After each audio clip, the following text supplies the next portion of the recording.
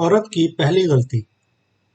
مجھے جنت سے واپسی کے بعد جو تفصیلات ملی ان کا خلاصہ یہ ہے کہ حوا نے میرے مشورہ کو اپنی آئندہ بہبودی پر محمول کرتے ہوئے فیصلہ کر لیا کہ وہ خود بھی پھل کھائیں گی اور اپنے خاوند کو بھی مجبور کریں گی تاکہ عذاب سے نجات مل سکے۔ چنانچہ وہ اس درخت سے 7 خوشے گندم کے توڑ کر لائیں، جن میں سے ایک تو خود کھا لیا اور خدا جانے کس نیت سے ایک خوشہ اپنے پاس محفوظ رکھ کر باقی 5 خوشے آدم کو دیے اور ان سے بھی درخواست کی کہ وہ بھی یہ پھل کھا کر عذاب الہی سے پناہ میں آ جائیں۔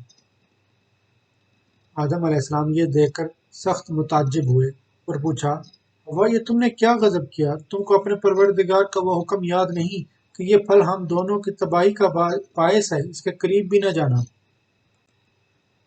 حوا نے نہایت متانت اور سنجیدگی سے جواب دیا، آپ گھبرائیے نہیں، میں اس حکم کی تہہ تک پہنچ گئی ہوں۔ در حقیقت یہی درخت ہماری تباہی اور بربادی کے لیے تھا اور اسی واسطے ہم اس کے پھل کھا رہے ہیں۔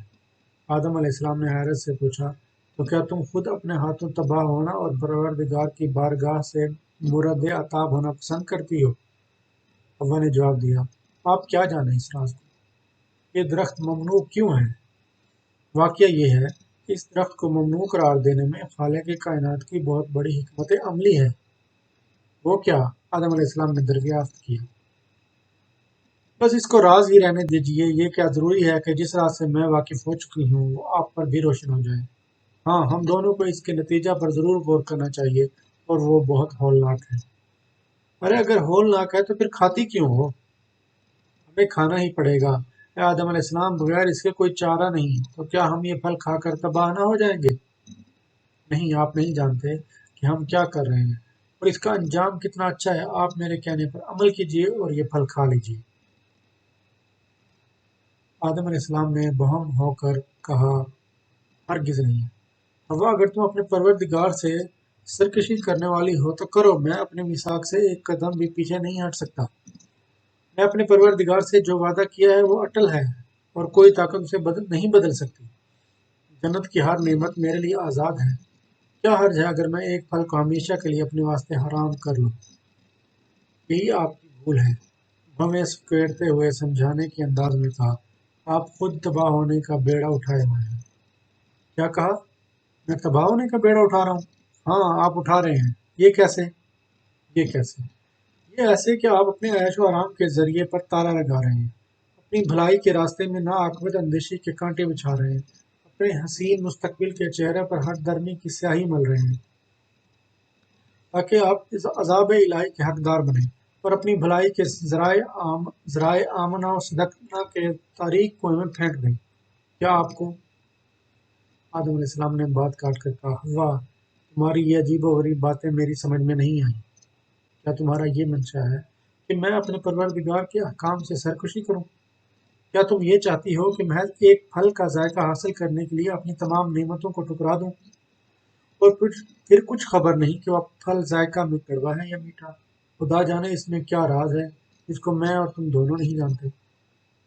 آپ نہ جانتے ہوں لیکن میں جانتی ہوں، اس کا ذائقہ شہد سے زیادہ میٹھا اور جنت کی ہر نعمت سے زیادہ سرور انگیز ہے۔ یہ دیکھو آدم علیہ السلام کی اس کی رنگت کتنی دل فریب ہے، مسکا سے زیادہ نرم اور دودھ سے زیادہ سفید ہے۔ لو اسے کھا لو تاکہ ہم عذاب الہی سے محفوظ ہو جائیں۔ کیا کہا ہوا تم نے؟ عذاب الہی سے محفوظ ہو جائیں؟ ہاں، عذاب الہی سے محفوظ ہونے کا صرف یہی ایک ذریعہ ہے، یعنی یہ کہ پروردگار سے سرکشی عذاب سے بچانے کا ذریعہ۔ سرکشی نہیں بلکہ حفاظت خود اختیاری کے لیے سمجھداری۔ ایسی سمجھداری تمہیں ہی مبارک رہے۔ حوا، میں کسی حالات میں اپنے خالق سے غداری کے لیے تیار نہیں کہ محض اسی غداری کے باعث عزازیل جیسا باعظمت شخص مورد عطاب ہوا۔ اس نے بھی تو ایک ہی نافرمانی کی تھی، اس کے باعث آج تک مورد عذاب ہے اور تمام کائنات کی بھلائیاں اور عیش و آرام اس پر حرام ہو گیا ہے۔ تو کیا تم یہ چاہتی ہو کہ میں بھی نافرمانی کر کے عذاب میں مبتلا ہو جاؤں؟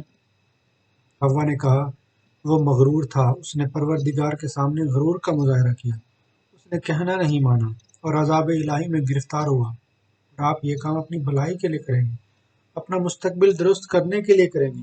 اس واسطے ہم پر کوئی مصیبت نازل نہیں ہوگی، بلکہ آئندہ کا ایک خطرہ جاتا رہے گا۔ وہ خطرہ کیا؟ آدم علیہ السلام نے حیرت سے پوچھا۔ خطرہ یہ کہ اگر ہم نے یہ پھل نہ کھایا تو ہم تباہ و برباد ہو جائیں گے۔ آدم علیہ السلام مسکرائے۔ کیا کہہ رہی ہو حوا؟ یہ الٹی بات، پروردگار نے تو یہ بتایا ہے کہ اگر یہ پھل کھائیں گے تو تباہ ہو جائیں گے، تم یہ کہتی ہو اگر یہ نہ کھائیں گے تو تباہ ہو جائیں گے۔ حوا آخر مجبور ہو۔ جب انہوں نے دیکھا کہ آدم کسی طرح راضی نہیں ہوتے تو انہوں نے اجنبی کی ملاقات اور اس کی مفصل گفتگو بیان کر دی، اور آخر میں اپنی رائے کا اظہار کرتے ہوئے کہا، وہ ٹھیک کہتا ہے، ورنہ اس کی کیا ضرورت تھی کہ جنت کے تمام میوے اور تمام نعمتیں تو ہمارے لیے مباح قرار دی جائیں، لیکن ایک حقیر درخت کے لیے ایسی زبردست شرط لگا دی جائے۔ یقیناً یہی شرط ہمارے لیے نقصان دہ ہے اور ہمیں چاہیے کہ پھل ضرور کھائیں۔ غیر ضروری نوٹ: واضح رہے کہ آج کل عام یہ خیال ہے کہ اگر کسی معاملہ میں کسی شخص کو بزرگوں سے رائے لینے کی ضرورت پڑے اور اتفاق سے کوئی بزرگ اس وقت نہ ملے تو اسے چاہیے کہ اپنی بیوی سے مشورہ لے، اور بیوی جو مشورہ دے اس کا الٹ کرے، کامیابی ہوگی۔ یہ الٹے مشورے پر عمل کرنا اس بات کی یادگار ہے جو حوا علیہ السلام نے آدم علیہ السلام کو رائے دی تھی۔ اگر آدم علیہ السلام بیوی کے مشورہ کے خلاف عمل کرتے اور پھل نہ کھاتے تو یقیناً کامیابی تھی، مگر انہوں نے عورت کے مشورہ کے مطابق سیدھا سادہ عمل کر لیا اور آخرکار انہیں نقصان پہنچ گیا۔ بہرحال آدم علیہ السلام نے مجبور ہو کر ڈرتے ڈرتے وہ خوشہ حوا کے ہاتھ سے لے لیا اور اللہ کا نام لے کر کھا لیا۔ یہ عورت کی پہلی غلطی تھی جس پر مرد نے عمل کیا۔ ابھی وہ گیہوں میدہ تک بھی نہ پہنچا ہوگا کہ کل ہائے بہشتی آدم علیہ السلام اور حوا کے جسم سے گر پڑے، اور تاج تکرم ان کے سروں سے ایسے اڑ گیا جیسے کوئی پرندہ ہوا میں اڑ جائے۔ کل ہائے بہشتی کی نشانی اب بھی جسم انسانی میں ناخن کی شکل میں موجود ہے۔ کل ہائے بہشتی تمام وہ کمال ایسے تھے جیسے انسان کی انگلیوں پر ناخن ہیں، اور یہ محض یادگار کے نام پر چھوڑ دیے گئے۔ اور یہ واقعہ بھی ہے کہ انسان انتہائی مسرور حالت میں کہکے لگا کر ہنس رہا ہو اور اتفاق سے اپنے ناخن دیکھ لے تو اس کے دل پر ایک اداسی چھا جاتی ہے، اور وہ ایک لمحہ کے لیے بھول جاتا ہے کہ کس بات پر اسے ہنسی آ رہی تھی۔ اگر کسی شخص کو میرے اس دعوے پر شبہ ہو تو جب چاہے تصدیق کر سکتا ہے، یعنی ہنسی کے وقت اگر ناخن دیکھ لے تو ہنستے ہنستے بھی کچھ اداسی سی محسوس کرنے لگتا ہے۔ خیر، تو یہ جملہ معترضہ تھا، اسے چھوڑیے اور یہ سنیے کہ جب آدم علیہ السلام اور حوا علیہ السلام کے جسم سے بہشتی لباس اتر گیا اور وہ برہنہ ہو گئے تو انہیں بڑی شرم محسوس ہوئی۔ قریب ہی انجیر اور عود کے درخت تھے، انہوں نے آگے بڑھ کر اپنے پتے آدم اور حوا کو دے دیے تاکہ ستر پوشی ہو سکے۔ یہاں یہ بھی عرض کر دینا ضروری معلوم ہوتا ہے کہ آدم اور حوا علیہ السلام کے جسم سے بہشتی لباس اترنے کے بعد بھی ساکنان جنت انہیں برہنہ نہ دیکھ سکے تھے، کیونکہ پروردگار نے باوجود عتاب کے اپنے خلیفہ کے ساتھ ستر پوشی کی رعایت رکھی تھی، اور اہالیان جنت سے قوت باصرہ کا صرف وہ حصہ چند سیکنڈ کے لیے الگ کر دیا تھا جس کی مدد سے وہ ان دونوں کو کامل برہنہ دیکھ سکتے۔ البتہ جسم کا عام حصہ لوگوں کو ننگا نظر آ رہا تھا، اور درخت انجیر و عود نے محض اسی باعث اپنے پتے پیش کیے تھے۔ البتہ آدم و حوا کو برہنہ دیکھ سکتے تھے اور حوا آدم کو۔ اس واسطے ان پتوں نے بہت کام کیا اور فوراً ہی ایک دوسرے نے اپنی اپنی ستر پوشی کر لی۔ اسی یادگار میں آج آدم علیہ السلام کی اولاد برہنگی کو ناجائز قرار دیتی ہے اور ایک دوسرے کو ننگا دیکھ لینا سخت گناہ کی بات جانتی ہے۔ لیکن آپ کو یاد رکھنا چاہیے کہ میں نے یہ فرسودہ خیال لوگوں کے دلوں سے نکالنا شروع کر دیا ہے، اور اگر آپ لوگ تھوڑی بہت معلومات رکھتے ہیں تو آپ کو معلوم ہو گیا ہوگا کہ میری یہ تحریک برہنگی کتنی زوروں پر ہے۔ جس چیز کو میرے ازلی دشمن آدم علیہ السلام نے اپنے واسطے باعث شرم قرار دے کر انجیر کے پتے استعمال کیے تھے، وہ آج میں اس کے اولاد کے لیے باعث فخر قرار دیتا ہوں۔ کتنی دلچسپ کامیابی ہے کہ آدم علیہ السلام نے اپنی برہنگی دور کرنے کے لیے دوسروں کی مدد سے لباس حاصل کیا، اور آج اسی آدم علیہ السلام کی اولاد اپنی برہنگی تیار کرنے کے لیے خود اپنا لباس جسم سے اتار پھینک رہی ہے۔ یہ دیکھ دیکھ کر میں ہوا میں قہقہوں کی آوازیں بلند کر رہا ہوں، اور یہ آوازیں قدامت پسند لوگوں کی آنکھوں سے ٹکراتی ہیں اور آنسو بن کر گرنے لگتی ہیں، اور دنیا کا ناسمجھ انسان آنسوؤں کو قدیم تہذیب کے شکستہ مزار پر پھولوں کی طرح چڑھا رہا ہے، مگر نہیں سمجھتا کہ اس مزار کا ذرہ ذرہ سرتاپا پیاس بن گیا ہے، اور ان آنسوؤں کو اپنے پیاسے وجود میں پیوست کر کے دنیا کی نظروں سے ہمیشہ کے لیے اوجھل کر دیتا ہے۔ احکم الحاکمین کی عدالت میں مجھے جو کرنا تھا کر چکا، میرے جذبہ انتقام پر کامیابی کا پانی پڑ چکا تھا، اب صرف مجھے یہ دیکھنا باقی تھا کہ جس عدالت نے محض ایک معمولی نافرمانی کے سبب مجھ جیسے جلیل القدر بادشاہ کے ساتھ یہ انصاف کیا ہے کہ ہمیشہ کے واسطے میری گردن میں لعنت کا طوق ڈال دیا، اپنے اس خلیفہ کی نافرمانی پر کیا سزا دے گا جسے اس نے اپنے ہاتھ سے بڑے شوق میں تخلیق کیا ہے اور جس کی ذات سے اسے طرح طرح کی امیدیں وابستہ تھیں۔ آج دیکھنا ہے اس کے انصاف کا حال۔ میرا خیال تھا کہ وہ اپنے ہاتھ سے بنائے ہوئے مٹی کے کھلونے کو توڑے گا، لیکن مجھے خبر ملی کہ بارگاہ حقیقی سے آدم اور حوا کے نام پروانہ طلبی صادر ہوا ہے، حیا اور طاؤس بھی بلائے گئے ہیں، انجیر اور عود کو بھی حاضری کا حکم ملا ہے۔ یہ خبر سنتے ہی میں بھی چپکے سے اپنی انتہائی پرواز تک پہنچ گیا تاکہ انصاف کا تماشا دیکھ سکوں۔ مجرموں کی حاضری۔ سب سے پہلے میں نے دیکھا کہ جناب آدم علیہ السلام بصد رنج و یاس جنت الفردوس سے برآمد ہوئے۔ ان کے چہرے پر کھیلتے ہوئے جذبات سے اندازہ ہوتا تھا کہ وہ دل ہی دل میں یہ مصرع پڑھ رہے ہیں: خوش رو اہل وطن، ہم تو سفر کرتے ہیں۔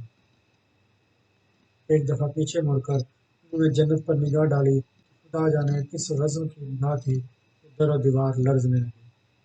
میں بھی اس زلزلہ سے گھبرا گیا، مگر بعد میں مجھے یاد آیا کہ حسرت بھری نظر تو پہاڑوں کو لرزہ بر اندام کر سکتی ہے۔ جی چاہا کہ آگے بڑھ کر آدم علیہ السلام سے علیک سلیک کروں اور پوچھوں کہ یہ حضرت کہاں تشریف لے چلے؟ یہ آج اداسی کیسی ہے؟ کیا کچھ کھو گیا ہے؟ مگر میں نے سوچا، عقل مند دشمن وہ ہے جو خود کو ظاہر نہ کرے اور کامیاب ہو جائے تاکہ دوبارہ بھی بغیر مساہمت کے انتقام کا موقع مل سکے۔ آدم کے پیچھے پیچھے میرا شکار جا رہا تھا جیسے شکاری کا بھرپور وار کھائے ہوئے ہو۔ یہ میرا اعلی کار حوا صاحبہ تھی، جنہوں نے میرے مخلصانہ مشورہ پر عمل کر کے عذاب سے بچنے والی ترکیب کی تھی۔ بیچاری نہایت خاموش اور اداس جا رہی تھی، پشیمانی کے آنسو قدم قدم پر گر رہے تھے اور ایسا معلوم ہوتا تھا جیسے جی جی میں چراغار کن عاقل کے بازی پشیمانی کا سبق پڑھتی جا رہی ہے۔ ان کے پیچھے میرا معزز دوست طاؤس تھا۔ اس کی کیفیت ایسی تھی جیسے آج کل کوئی شخص کسی عدالت میں جھوٹی گواہی دے رہا ہو اور مجسٹریٹ پر اس کے جھوٹ کا راز مع ثبوت کے کھل جائے اور اس غریب گواہ کے گلے میں دفعہ 193 کا پھندا پڑ جائے اور بیچارہ جیل کی طرف یہ کہتا ہوا چل دے کہ ہم آئے تھے اس لیے کہ نماز بخشوائیں گے، وہاں روزے گلے پڑیں۔ طاؤس کے بعد مسٹر حیا تھے جن کا منہ میں نے بطور رتھ استعمال کیا تھا۔ بیچارے نیچی گردن کیے ہوئے خراما خراما عدالت کی طرف جا رہے تھے، ایک ایسے مجرم کی طرح جس کی مقدمہ کی تاریخ آخری ہو اور اس پر سزا کا حکم سننے کا پورا یقین ہو۔ ایسا معلوم ہوتا تھا بیچارے اپنی روانگی سے پہلے ضرور کوئی وصیت نامہ لکھ کر آئے ہیں۔ ان حضرات کے پیچھے پیچھے انجیر اور عود کے درخت تھے، ایسے چہرہ بنائے ہوئے گویا نہ کردہ گناہ ہے، اور غلط فہمی کے باعث پولیس نے انہیں گرفتار کر لیا ہے۔ راستہ میں ہر شخص پر اپنی نگاہوں سے معصومی کا اظہار کرتے ہوئے چل رہے تھے۔ آدم علیہ السلام کی سزا۔ دربار خداوندی پر آج قہاری کی پوری شان برس رہی تھی۔ جمیع ملائکہ خوفزدہ تھے اور ہر طرف سناٹا چھایا ہوا تھا۔ عرش و کرسی لرزہ بر اندام تھے۔ ارشاد ہوا کہ آدم علیہ السلام کو حاضر کرو۔ آدم علیہ السلام نیچی نگاہ کیے ہوئے ڈرتے ڈرتے پیش ہوئے اور سجدہ عبودیت بجا لانے کے بعد دست بستہ کھڑے ہو گئے۔ آواز آئی، اے آدم علیہ السلام، کیا ہم نے نہ کہا تھا تم سے کہ لا تقربا ھذہ الشجرہ؟ مگر تم نے اس پر عمل نہیں کیا۔ ہم نے تمہیں اچھی طرح سمجھا دیا تھا کہ یہ درخت تمہارے لیے ممنوع ہے۔ اور اگر اس درخت کا پھل کھاؤ گے تو خسارے میں رہو گے۔ آخر کار آج وہ دن آ گیا کہ تم اس کا نتیجہ حاصل کرنے کے لیے انصاف کے سامنے کھڑے ہو۔ ہم نے تمہیں اپنا خلیفہ بنایا تھا کہ نیک اعمال اور اطاعت کا مظاہرہ کر کے مخلوق کو سبق دو گے، تاکہ اس لیے کہ خلافت کو بدنام کرنے کا باعث بنو، وہ بھی صرف ایک معمولی ذائقہ حاصل کرنے کے لیے۔ بس تمام حالات پر غور کرنے کے بعد ہم تمہارے لیے حسب ذیل 10 سزائیں تجویز کرتے ہیں۔ پہلی سزا، تمہارے جسم کی ظاہری خوبصورتی یعنی اللہ بہشتی تم سے واپس لیے جائیں اور اس پر عمل درآمد ہو چکا ہے۔ دوسری سزا، تمہاری موجودہ زندگی کے ساتھ جنت سے اخراج اور اس کا عمل درآمد اسی وقت ہو گیا جب کہ تم اس دربار میں طلب کیے گئے۔ تیسری سزا، عذاب الہی جو اس وقت تم پر ہو رہا ہے اور جس کی پیداش تمہیں ہمیشہ خون کے آنسو ہو رہے ہیں۔ چوتھی سزا، 70 عورت کی معلومات کہ یہ میرے خلیفہ آدم علیہ السلام کے لیے سخت ممنوع تھی، اس پر بھی عمل درآمد ہو چکا ہے۔ پانچویں سزا، تم سے اور تمہاری اولاد سے شیطان الرجیم کی دعوت قیامت کے دن تک۔ چھٹی سزا، آدمی کے نام کے ساتھ آسی کا اضافہ کہ یہ بطور تاج اسیاں آدم کے ساتھ رہے گا۔ ساتویں سزا، تمہاری اور حوا کی مفارقت اور اس کا دل خراش صدمہ تمہارے قلب پر۔ آٹھویں سزا، تمہاری ہر حرکت پر شیطان کو آزادی کہ وہ تمہیں اور تمہاری اولاد کو صراط مستقیم سے ہٹانے کی کوشش کرے۔ نویں سزا، تم کو اور تمہاری اولاد کو دنیا کی مصیبتوں اور ہولناک تکلیفوں کا سامنا۔ 10ویں سزا، لاش معاش کی سہانے روح بننے والی تکلیف جس سے تم آج تک بے نیاز تھے۔ یہ حکم سنانے کے بعد چند ملائکہ کو حکم دیا گیا کہ آدم کو زمین پر پھینک دو تاکہ یہ اپنے کیے کی سزا پا سکے۔ چنانچہ فرشتوں نے تعمیر ارشاد کی اور مجھے تخت سلطنت سے اتروانے والے حضرت آدم علیہ السلام کو آسمان سے ٹپکا دیا گیا جو بیچارہ کوہ سرندیب پر آ گرا۔ حوا کی سزا۔ آدم کے مقدمہ کا فیصلہ سنانے کے بعد بی بی حوا طلب کی گئی۔ ارشاد ہوا، اے حوا، تم جانتی ہو کہ اس معاملہ میں آدم علیہ السلام سے زیادہ تم قصوروار ہو اور تم ہی نے آدم علیہ السلام کو مجبور کر کے وہ پھل کھلایا۔ آدم علیہ السلام کو محض اس جرم میں سزا دی گئی کہ باوجود ہماری معاونت کے تمہاری تقریر سے وہ مجبور ہو گئے اور انہوں نے تمہارا کہنا مانتے وقت یہ نہ سوچا کہ پروردگار کے احکام کی نافرمانی ہو رہی ہے۔ کیونکہ تم آدم علیہ السلام سے زیادہ قصوروار ہو، اس لیے تمہارے واسطے ذیل کی 15 سزائیں تجویز کرتے ہیں۔ پہلی سزا، جنت اور اس کی نعمتوں سے محرومی کے بعد دنیا کی مصیبت جس سے قیامت تک تمہاری اولاد کو چھٹکارا نہ مل سکے گا۔ دوسری سزا، دنیا میں رہنے کے بعد ہر مہینے کی یہ ایک ایسی مصیبت جس کی ناپاکی سے تم کئی دن تک پریشان رہو اور عبادت سے محروم رہو۔ تیسری سزا، حمل کی موجودگی میں روحانی اور جسمانی تکالیف جسے زندگی میں بار بار پالا پڑے گا۔ چوتھی سزا، وضع حمل کی ایک ایسی سخت تکلیف جس کے سامنے دنیا کی تمام جسمانی تکلیفیں ہیج ہیں۔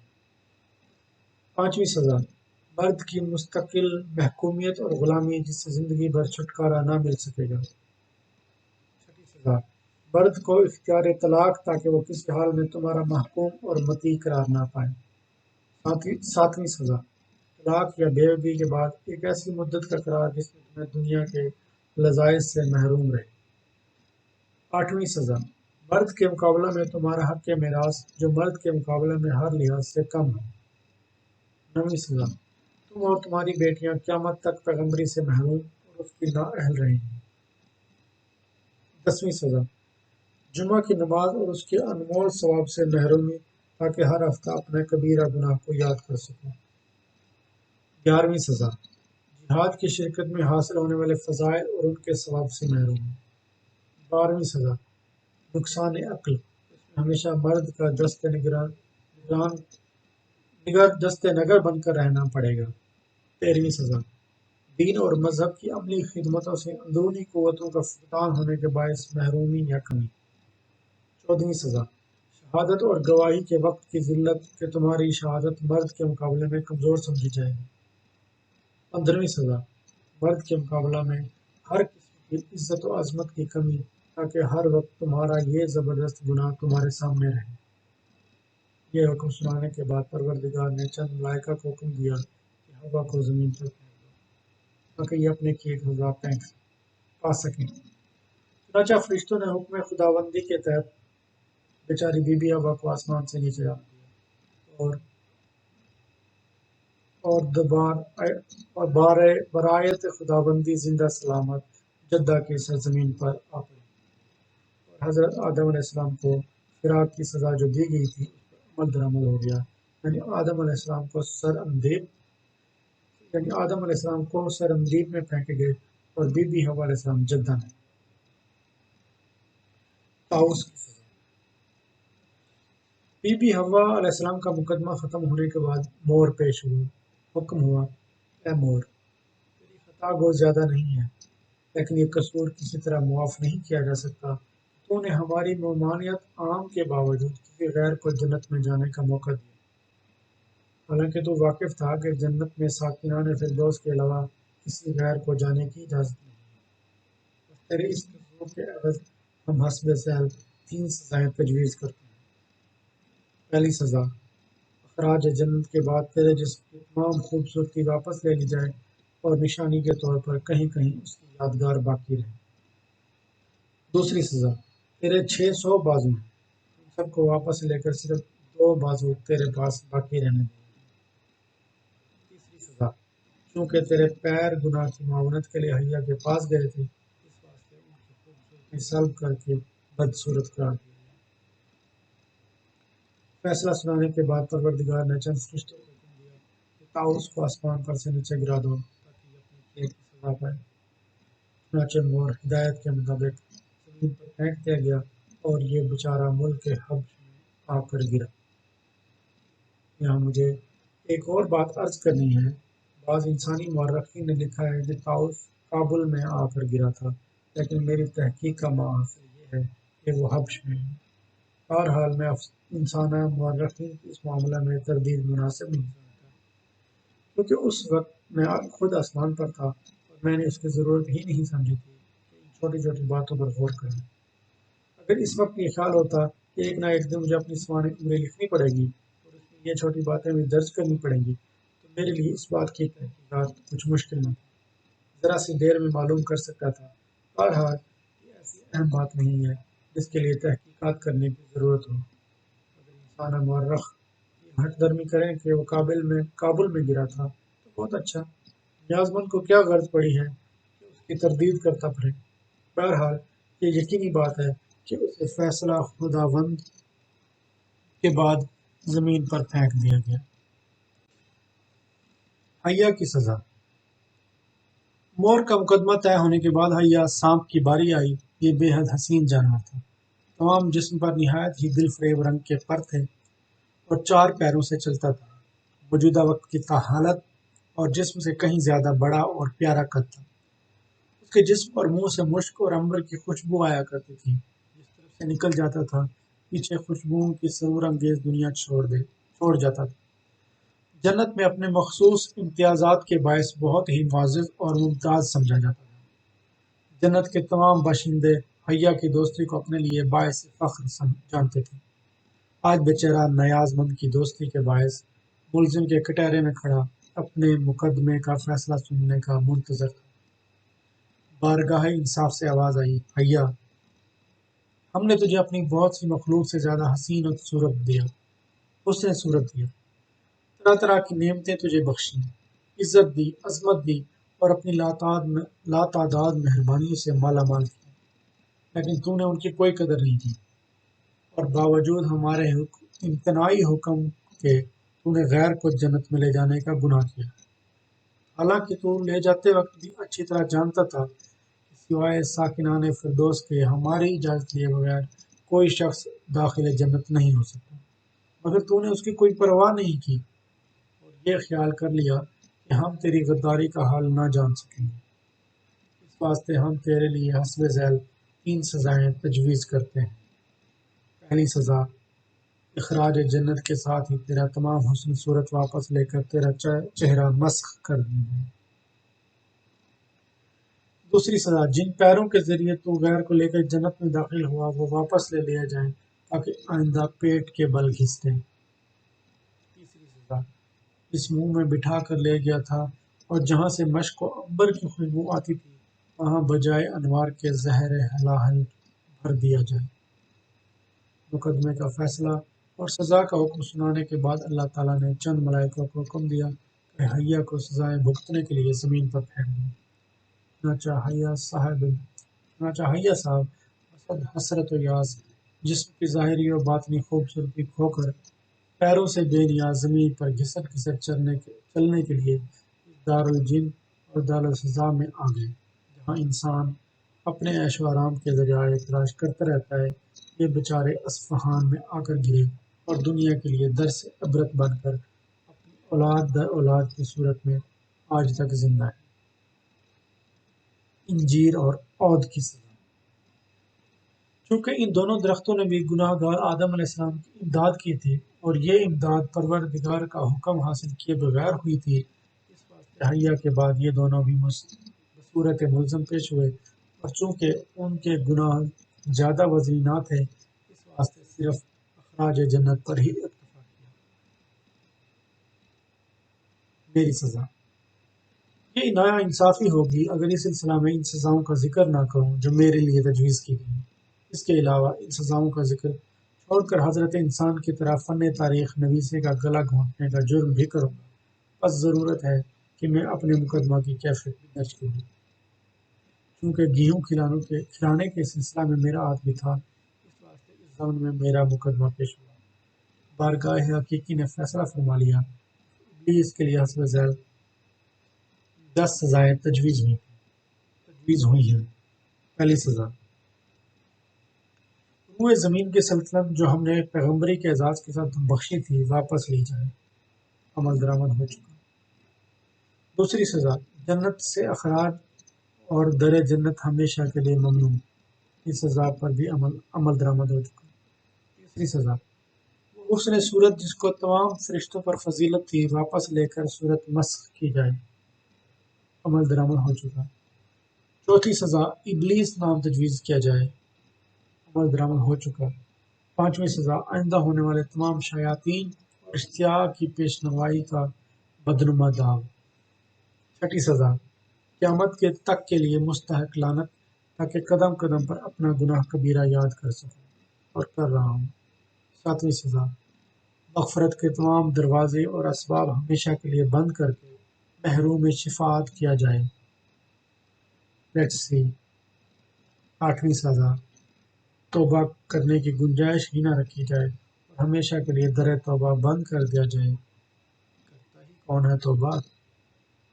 نویں سزا، آج سے قیامت تک پیدا ہونے والی قوموں کے گناہوں میں برابر کا شریک اور مستحق۔ شکریہ۔ 10ویں سزا، خطیب اہل النار کا بدنام کن خطاب جو پیشانی پر سیاہ داغ کی صورت میں نظر آئے گا۔ یہ تھی میری سزائیں۔ خیر یہ تو ہونے والی بات تھی، مجھے اس کا غم نہیں، کیونکہ یہ تو میں اس وقت جانتا تھا جب گیہوں کھلانے اور آدم سے انتقام لینے کے منصوبے باندھ رہا تھا۔ البتہ اس ضمن میں یہ بتانا ضروری ہے کہ اس فیصلے کے بعد مجھے آسمان سے نیچے پھینک دیا گیا اور بصرہ میں آ کر گرا، اور بعض مورخین کا خیال ہے کہ میں میسا میں آ کر گرا تھا۔ لیکن آپ خود ہی انصاف سے کہیے کہ اپنی جگہ کو میں بہتر جان سکتا ہوں یا یہ اندیکھی باتیں لکھی ہیں۔ سچ پوچھیے تو دنیا کی یہ پہلی جگہ کم از کم میرے لیے تو بہت ہی اہم ہے، اسے کیوں کر بھول سکتا ہوں؟ ہم سب کی ایک دوسرے سے مخالفت۔ ان تغیرات اور تباہیوں کے بعد ضروری تھا کہ ہم سب اپنی اپنی جگہ بیٹھ کر اس بربادی کا سبب دریافت کرتے، اور سبب معلوم ہونے کے بعد یہ ضروری امر تھا کہ جس کے باعث تباہی آئی ہے اس سے بغض پیدا ہو اور اس کے خلاف انتقام کا جذبہ پیدا ہو جائے۔